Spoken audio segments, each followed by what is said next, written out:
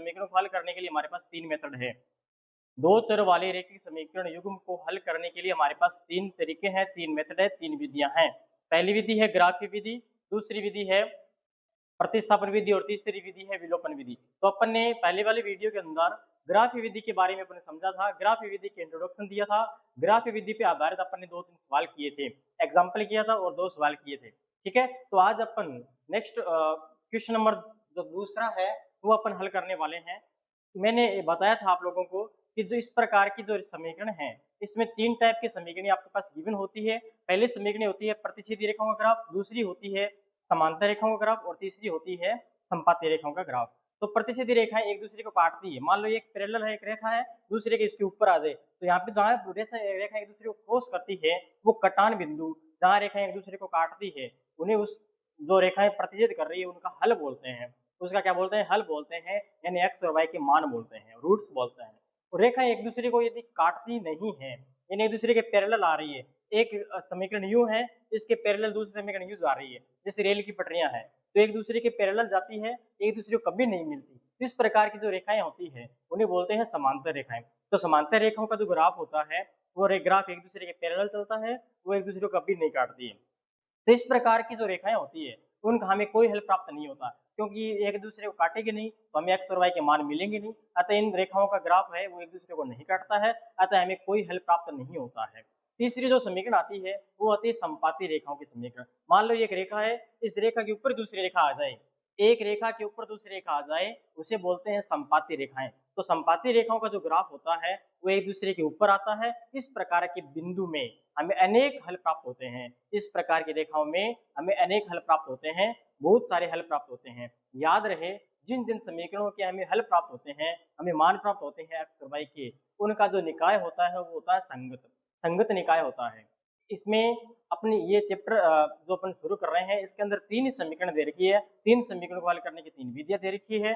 पहली विधि अपन ने कर ली है। अब इस समीकरणों के जो ग्राफ है प्रतिच्छेदी, समांतर और संपाती की, उनकी हमें कंडीशन दे रखी है। मैंने 3 कंडीशन आपको बताई थी। पहली कंडीशन बताई थी प्रतिच्छेदी रेखाओं की कंडीशन। यदि रेखा एक दूसरे को काटती है, प्रतिच्छेदी रेखाओं की जो कंडीशन आती है वो आती है a1/a2 बराबर नहीं हो b1/b2 के। इस प्रकार की जो कंडीशन आती है वो आती है प्रतिच्छेदी रेखाओं की condition.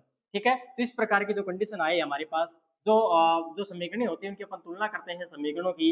a1x plus b1y plus c1 बराबर 0 से and a2x plus b2y plus c2 बराबर 0 से इन समीकरणों के अपन क्या करते हैं? कंपेरिजन करते हैं, तुलना करते हैं। तुलना से हमें यदि a1/a2 बराबर नहीं आए b1/b2 के, तो अपन बोलते हैं रेखाएं क्या होगी? रेखाएं प्रतिच्छेदी होने वाली है। इन रेखाओं का जब रेखाएं एक दूसरे को काटती है, मान लो एक रेखा यूं आई, दूसरे का यूं आई, ये रेखा यहाँ काट रही है, इस कटार बिंदु को नाम दे दिया मैंने P। यहाँ एक्स और वाई के 2 मान मिलते हैं, यानी इसका केवल एक ही हल प्राप्त हो रहा है, यूनिक हल प्राप्त हो रहा है। यहाँ इसका एक ही हल प्राप्त होगा, इस प्रकार का मानोग्राफ है, यहाँ एक ही हल प्राप्त होगा, यहाँ और यहाँ एक्स और वाई के एक ही मान प्राप्त होते हैं, उसे बोलते हैं अद्वितीय हल। क्या बोलते हैं? अद्वितीय हल बोलते हैं। तो इसका एक अद्वितीय हल प्राप्त होता है। अब मैंने बताया जिन जिन का हल प्राप्त होता है उनका निकाय होता है संगत। तो इसका निकाय क्या हो जाएगा? इसका निकाय हो जाएगा संगत। ठीक है, दूसरी प्रकार की जो हमारे पास रेखा है वो है संपाती। कौन सी रेखा है? संपाती रेखाएं।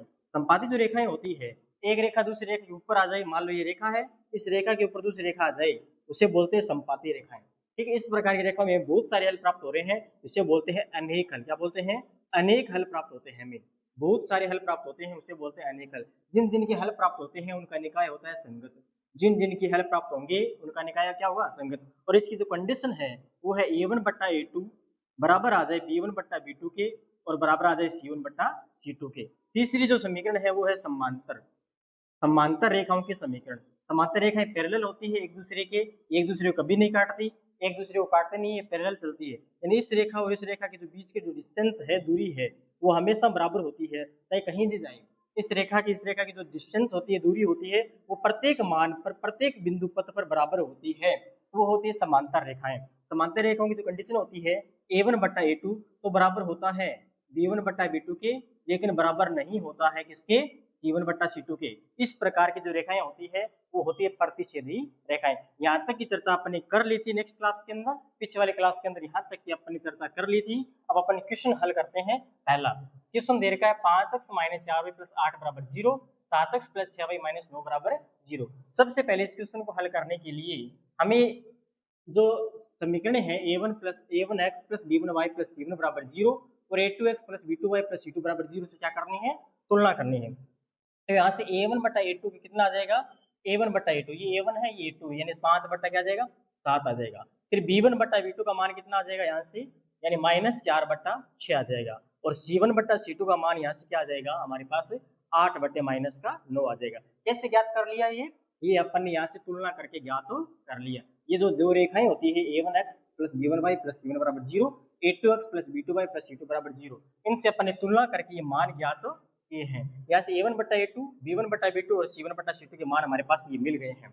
अब ध्यान से देखें तो मुझे पता है कि 5 बटे 7 बराबर नहीं है किसके, -4 बटा 6 के। तो ये जो कंडीशन आ रही है वो आ रही है दिस इंप्लाइज a1 बटा a2 is not equal b1 बटा b2 के। इस प्रकार की जो कंडीशन आती है, ध्यान से देखिए बताओ किस रेखा के समीकरण है ये, किस रेखा की कंडीशन है ये रेखा प्रतिच्छेदी की कंडीशन है। अतः रेखाएं क्या होगी, प्रतिच्छेदी होगी। रेखाएं क्या होगी, रेखाएं प्रतिच्छेदी होगी। रेखाएं क्या होगी जी, इसमें प्रतिच्छेदी होगी। जब रेखाएं प्रतिच्छेदी होती है तो उसके क्या हल प्राप्त होते हैं, अद्वितीय हल प्राप्त होता है, यानी एक हल प्राप्त होता है, यूनिक हल प्राप्त होता है। और निकाय क्या होता है इसका, संगत होता है निकाय। ये था इसका पहला क्वेश्चन। अब अपन करते हैं दूसरा क्वेश्चन। तो अब इसका सेकंड पार्ट दे रखा है 9x प्लस 3y प्लस 12 बराबर 0, 18x प्लस 6y प्लस 24 बराबर 0। तो अपन पहले इसकी तुलना कर लेते हैं, अपने इसकी तुलना कर लेते हैं a1x plus b1y plus c1 बराबर 0 तथा a2x plus b2y plus c2 बराबर 0 से। यहाँ से हमारे पास a1 बटा a2 क्या आ जाएगा, a1 बटा a2 आ जाएगा 9 बटे 18, 9 बटे 18 कट रहे हैं तो काट देंगे, 9 का 9, 9 दूनी 18, 1 बटा 2 आ जाएगा। फिर a1 बटा a2 तो आ गया। फिर अपन याद करते हैं b1 बटा b2, b1 बटा b2 का मान हमारे पास क्या आ जाएगा 3 बटा 6, यानी इसको भी काटेंगे तो क्या आएगा हमारे पास 1 बटा 2। फिर अपन याद करते हैं c1 बटा c2, c1 बटा c2 का मान क्या आ जाएगा हमारे पास 12 बटे 24, यानी इसको भी काटेंगे तो क्या आ जाएगा 1 बटा 2। ध्यान से देखें तो तीनों ही मान बराबर आ रहे हैं, क्योंकि a1 बटा a2 बराबर है b1 बटा b2 के और बराबर है c1 बटा c2 के। जब इस प्रकार की जो कंडीशन आती है तो रेखाएं क्या होती है, रेखाएं संपाती होती है। रेखाएं क्या हो जाएगी, रेखाएं संपाती होगी। जब रेखाएं संपाती होती है तो इसके अनेक हल प्राप्त होते हैं। क्या प्राप्त होते हैं, अनेक हल प्राप्त होते हैं, बहुत सारे मान प्राप्त होते हैं। और जिन जिन के हल प्राप्त होंगे उसका निकाय क्या होता है, संगत होता है। अब इसका तीसरा क्वेश्चन करते हैं, इसकी तुलना कर लेते हैं। इसकी भी अपन तुलना करते हैं a1x plus b1y plus c1 बराबर 0 तथा a2x plus b2y plus c2 बराबर 0 से। तो यहाँ से हमारे पास a1 बटा a2 क्या आ जाएगा, a1 बटा a2 आ जाएगा 6 बटे 2, यानी 3 बटा 1। फिर b1 बटा b2 क्या आ जाएगा -3 बटा -1, यानी आ जाएगा 3। फिर यहाँ से c1 बटा c2 का मान हमारे पास आ जाएगा 10 बटा 9।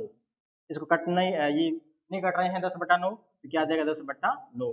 क्योंकि इनको गौर से देखें तो a1 बटा a2 तो बराबर है b1 बटा b2 के, लेकिन बराबर नहीं है c1 बटा c2 के। जब इस प्रकार की कंडीशन आती है तो रेखाएं क्या होती है, रेखाएं समांतर होती है। रेखाएं क्या होती है, समांतर। जब रेखाएं समांतर होती है तो इसका कोई हल प्राप्त नहीं होता है, कोई हल प्राप्त नहीं होगा।